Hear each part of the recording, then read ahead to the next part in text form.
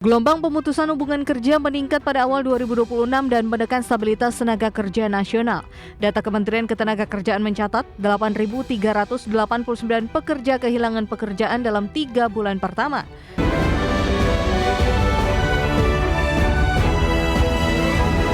Kementerian Ketenagakerjaan melaporkan hingga Maret 2026 sebanyak 8.389 orang telah menjadi korban pemutusan hubungan kerja.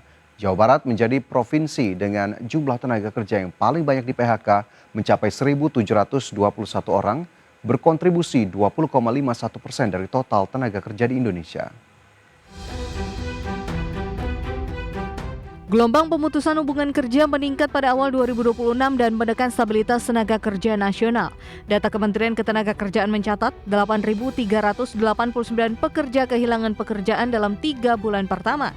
Jawa Barat menjadi wilayah dengan kontribusi PHK terbesar. Data tersebut berasal dari laporan resmi Program Jaminan Kehilangan Pekerjaan BPJS Ketenagakerjaan Nasional. Secara rinci tercatat bahwa pada Januari 2026 terdapat sebanyak 4.590 orang kena PHK. Kemudian di bulan Februari bertambah sebanyak 3.273 orang dan di bulan Maret sebanyak 526 orang. Sementara jika dilihat dari wilayahnya, Provinsi Jawa Barat mencatatkan jumlah tenaga kerja yang paling banyak di PHK mencapai 1.721 orang dengan kontribusi sekitar 20,51% dari total tenaga kerja. Diikuti oleh Kalimantan Selatan 1.071 orang, Kalimantan Timur 915 orang, Banten 707 orang, serta Jawa Timur 649 orang. Tim Liputan IDX Channel. Ketegangan geopolitik dunia semakin meluas setelah Iran mengancam akan menutup Selat Bab al-Mandeb di Laut Merah. Langkah ini merupakan respons langsung atas perintah Presiden Donald Trump yang menginstruksikan Angkatan Laut Amerika Serikat untuk memblokade total aktivitas pelayaran di Selat Hormuz. Eskalasi perang antara Amerika Serikat dan Iran kini merembet ke jalur perdagangan vital Asia Eropa. Melansir laporan Fox News, pemerintah Iran memperingatkan bahwa jika Donald Trump mengambil tindakan di Selat Hormuz, maka Amerika Serikat juga akan kehilangan akses ke Selat Bab al-Mandeb.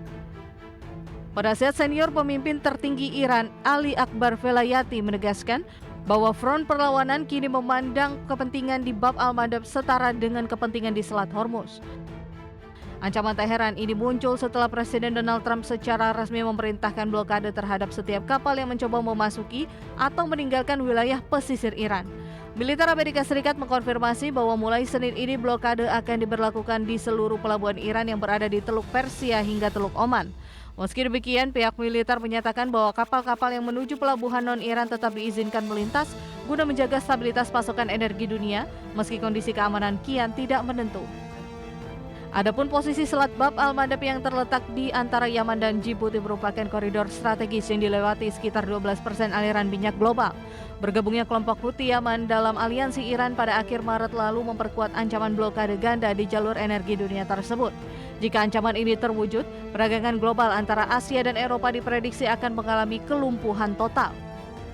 Situasi ini kini membuat pasar energi global berada dalam bayang-bayang guncangan hebat yang dapat memperburuk krisis ekonomi internasional di sepanjang tahun 2026. Berbagai sumber IDX Channel. Pemirsa, Bank Dunia memproyeksikan perlambatan ekonomi yang signifikan di kawasan Asia Tenggara pada tahun 2026 akibat eskalasi konflik di Timur Tengah. Vietnam dan Thailand menjadi 2 negara yang diperkirakan terkena dampak terdalam akibat lonjakan harga energi dunia dan gangguan rantai pasok global. Bank Dunia memproyeksikan perlambatan ekonomi yang signifikan di kawasan Asia Tenggara pada tahun 2026. Laporan terbaru Bank Dunia bertajuk East Asia and Pacific Economic Update yang dirilis pekan ini menunjukkan bayang-bayang kelam bagi ekonomi regional. Konflik antara Iran dengan Amerika Serikat serta Israel telah memicu guncangan ekonomi global melalui kenaikan harga energi, di mana Vietnam diperkirakan akan mengalami kontraksi pertumbuhan ekonomi menjadi 6,3% tahun ini, anjlok tajam dari pencapaian 8% pada tahun 2025 lalu. Kondisi serupa dialami Thailand yang pertumbuhan ekonominya diprediksi melambat menjadi hanya 1,3% dibandingkan ekspansi 2,4% pada tahun sebelumnya. Bank Dunia menegaskan bahwa negara-negara importir energi menjadi pihak yang paling dirugikan oleh volatilitas harga minyak saat ini. Selain Thailand, Filipina juga diproyeksikan mengalami penurunan pertumbuhan menjadi 3,7%, sementara Malaysia diperkirakan melandai di angka 4,4%. Sementara dengan Indonesia, Bank Dunia memproyeksikan ekonomi nasional akan tumbuh sebesar 4,7% pada sepanjang tahun 2026, sedikit menurun dibandingkan realisasi pertumbuhan 5,1% pada tahun sebelumnya. Meski terdampak, ketahanan ekonomi domestik diharapkan mampu meredam volatilitas global, sementara proses negosiasi perdamaian di tingkat internasional terus diupayakan guna mencegah kemerosotan ekonomi yang lebih dalam di kawasan Asia Pasifik. Berbagai sumber IDX Channel.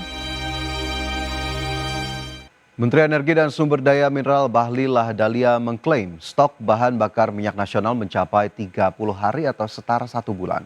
Menurut Bahlil, saat ini ketahanan stok BBM di kisaran 21 hingga 25 hari, namun terdapat tambahan pasokan sekitar 7 hari yang berasal dari tangki penyimpanan bahan bakar di Karimun, Kepulauan Riau. Menteri ESDM Bahlil Lahadalia mengklaim stok bahan bakar minyak nasional naik sekitar 7 hari usai bertambahnya pasokan dari tangki penyimpanan atau storage bahan bakar di Karimun, Kepulauan Riau. Dengan demikian, stok operasional BBM Indonesia saat ini tahan selama 21 hingga 25 hari bertambah menjadi 30 hari. Nantinya, adapun tangki penyimpanan BBM di Karimun memiliki kapasitas penyimpanan sebanyak 720.000 kiloliter. Penyangga energi kita, tadi di awal saya katakan 21 sampai dengan 25 hari. Sekarang ada penambahan lagi 7 hari dari Karimun. Dan ini yang kita lagi komunikasikan sehingga bisa kita mencapai 1 bulan.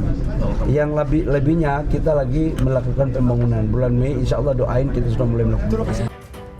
Bahlil menambahkan terkait rencana pembangunan storage minyak mentah baru, pihaknya menargetkan proyek tersebut akan mulai dibangun pada Mei 2026.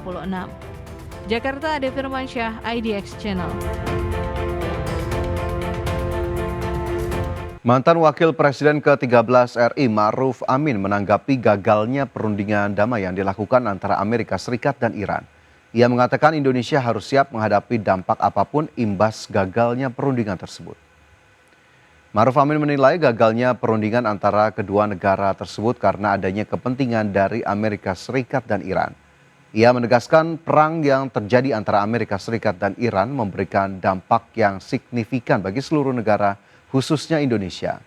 Indonesia harus bersiap terkena dampak apapun yang terjadi dari perang kedua negara tersebut. Tapi kalau terjadi gagal berarti kan ada kepentingan terselubung. Tidak sungguh-sungguh untuk mencari solusi damai. Padahal perang ini kan menyusahkan semua, ya, membawa kerusakan di semua sektor dan seluruh negara terkena dampaknya. Nah, sebenarnya kalau mereka melihat bahwa dampak ini yang harus dihilangkan, mau mengurangi kepentingannya, sebenarnya mestinya tidak ada masalah ya. Tapi ketika itu tidak terjadi, berarti itu kan memang tidak sungguh-sungguh. Berarti kalau kesepakatan yang gagal dampak untuk Indonesia secara rinci.